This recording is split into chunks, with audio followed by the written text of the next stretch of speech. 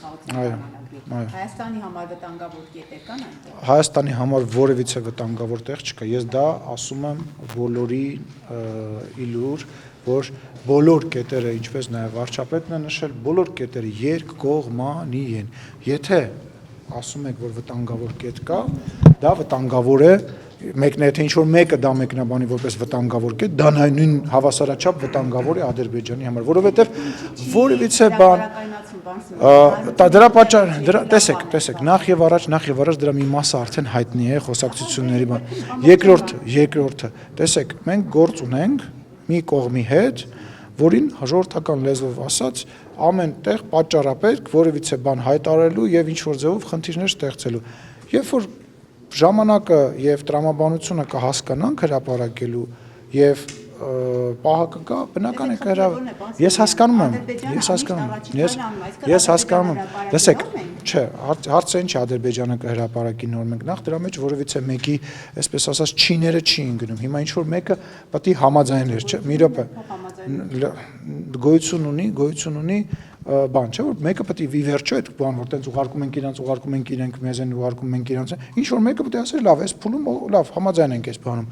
մենք որոշեցինք, որ այն խնդիրները, որոնք որ կան, այն մտավախությունները, որոնք որ կան, մենք կարող ենք տարբեր ձևերով ապահովագրենք մեզ եւ լուծում գտանք, որ այո, լավ, այս պարագայում մենք կարող ենք sense լուծում գտնենք եւ այդ լուծումը գտանք եւ համաձայնեցինք։ Հիմա հրապարակման հետ կապված, դրա հետ կապված քննարկումներ կլինեն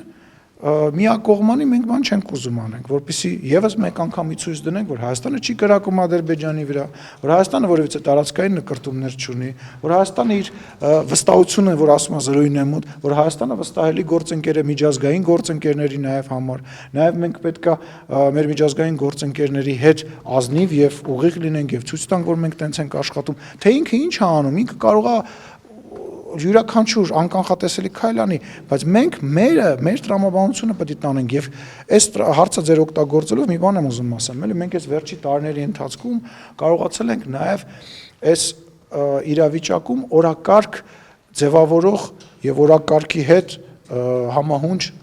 կողմ դառնալ, որը որ շատ դժվար էր մեծ պարտությունից հետո, բայց մենք դա հաջողել ենք, ասա։ Հիմա այդ պայմանագրով Պարոն Սիմոնյան, տեսեք, խաղաղության պայմանագրի հայտարարությունից հետո, որ ավարտված է, Հայաստանի ղեկավարը Նիկոլ Փաշինյանը զրուցեց Ռուսաստանի նախագահի հետ։ Դուք տեղյակ եք խոսակցությունից, ինչի մասին է եղել եւ ինչ է Փաշինյանը փոխանցել Ռուսաստանի նախագահին եւ այնտեղից ինչպիսի արձագանք վարչապետը զրուցել է նաեւ Ֆրանսիայի նախագահի հետ, վարչապետը զրուցել է նաև Իրանի նախագահի հետ։ Դե ես ուզում եմ ասել, որ որևիցե ինտրիգ փնտրել են բանի մեջ, որ առաջինը Ռուսաստան կարող առաջինը Իրանն լիներ կամ Ֆրանսիան լիներ կամ չգիտեմ որևիցե այլ երկիրն է։ Որևիցե մեր հարաբերությունները հաշվի առնելով Ռուսաստանի մենք հաշվետվություն ենք ներկայացնում։ Ուրեմն Ռուսաստանի հետ հարաբերությունները հաշվի առնելով պետք է ասեմ, որ Հայաստանը ոնց վերջին մի քանի տարիների ընթացքում այնպես էլ հիմա գործում է որպես ինքնիշխան պետություն եւ ինքնուրույն է կայացնում որոշումները եւ ինքնուրույն է որոշում թե ում հետ երբ ինչ ձևով խոսա։ Իսկ ինչ է խոսացել հաղորդագրության մեջ գրված է եւ ես զրույցի հետ ծանոթ եմ նույն բանն է ինչ որ հաղորդագրության մեջ գրված է։ Հերթով հեսա ֆրանկ կգան։ Նախարարությունը ասում է, որ պայմանավորվենք ժամի, այսպես ստորագրման հետ կապված, հիմա դուք եք ասում Ալիևը խոսում է 0, այսպես տոկոս վստահության։ Եվ ինչ է ասում շարունակությունն էլ ասա, որ հարցը տեղին էլի։ Ասում է, որ ամեն ինչ պետք է դրվի թղթի վրա։ Թղթի վրա։ Հիմա մոտ ժամանակներում, երբ Հայաստանը առաջարկում էր ժամ եւ տեղ պայմանավորվել ստորագրման, այս հայտարարություններից հետո դուք վտանգված եք համարում առաջիկայում, չգիտեմ, 1 ամսվա ընթացքում կամ 2 ամսվա ընթացքում այդ պայմանագրի ստորագրումը։ Դե մի քիչ բան հարց է տալի, Կարինե ջան, միջև չստորագրվի, միջև ձեռներս չլինի այդ թուղթը, միշտ էլ վտանգված եմ համարելու։ Միջև չստորագրենք, չդնենք սեղանին, միշտ էլ վտանգված եմ։ Նույնիսկ եթե այնտեղից ասեր ինչ լավ է,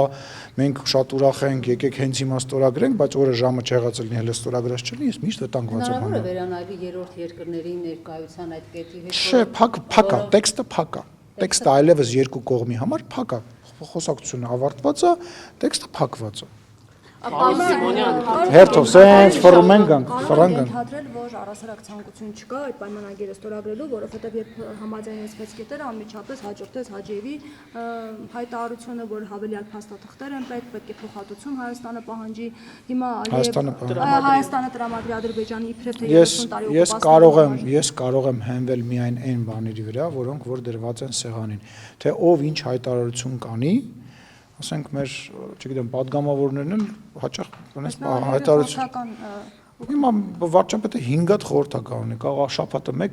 մեկը մի տարբեր հայտարարություն կա, փաստաթուղթ, կա քննարկվող տեքստ կոնկրետ, որը քննարկվել է եւ փակվել է, կա հայտարարություն այն կողմից, նախագահի մակարդակով, կա հայտարարություն այս կողմից վարչապետի մակարդակով, մենք հայտարարել ենք, որ սպասում ենք տեղի ժամի եւ ֆորմատի այդ քննարկումներին, արդեն ընթացս գործերը ոնց կգնան, արդեն տեղակ կլինեն։ Այս մասով, որ Ալիևը նշում է, որ պետք է ոչ միայն Զանգեզուրի միջանցքը տրամադրվի, այլև ապառազմականացված գոտի եւ ապամոնտաժվի սահմանային ռազմական ենթակառուցվածքները։ Այս մասով Հայաստանը ունի հստակ դիրքորոշում։ Դե Հայաստանը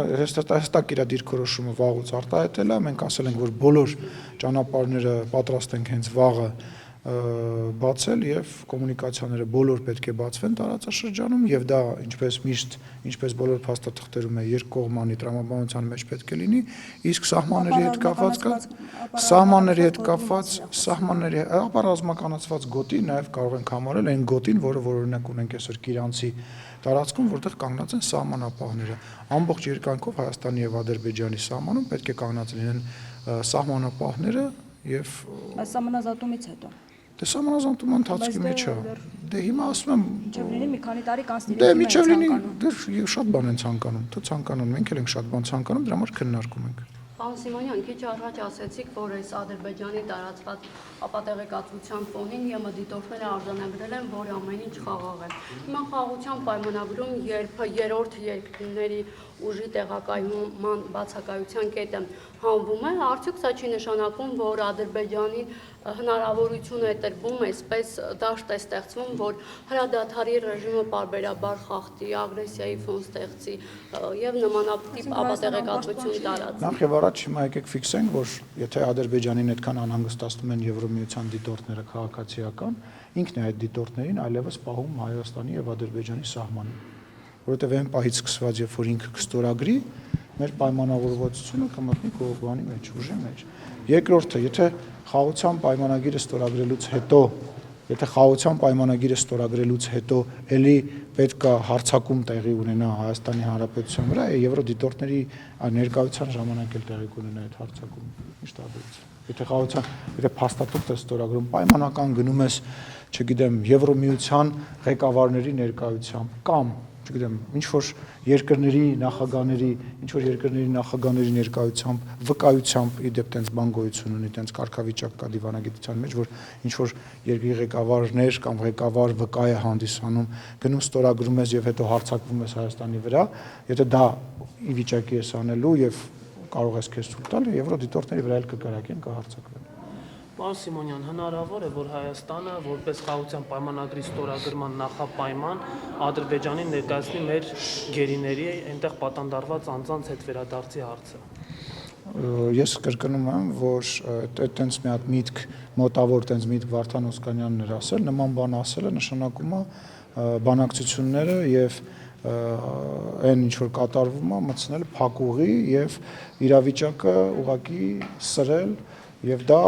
չի արվում նախապայմանների տրամաբանությամբ, դա արվում է դիվանագիտական ճանապարհներով, ինչը որ արվել է վերջին 4 տարվա ընթացքում եւ 150 քանի գերից մենք այս պահին ունենք հաստատված 23 գերի, որոնցից մի մասը 12-ը, եթե չեմ սխալվում, արդեն 2023 թվականի ժամանակ են գերեվարվել եւ պատանդ վերցվել, այսինքն եթե տենց հաշվարկենք ամ 150 քանիսից եթե այդ մարդկանց այս բանում չենք հաշվում 11 ած դարել եւ այդ տրամով այտենց չի արվում։ Դա արվում է այլ դիվանագիտական ճանապարհ, իսկ ուլտիմատումներ ներկայացնել որևիցե կողմին, իրանք մեզ, մենք իրանց, դա նշանակում է ուղղակի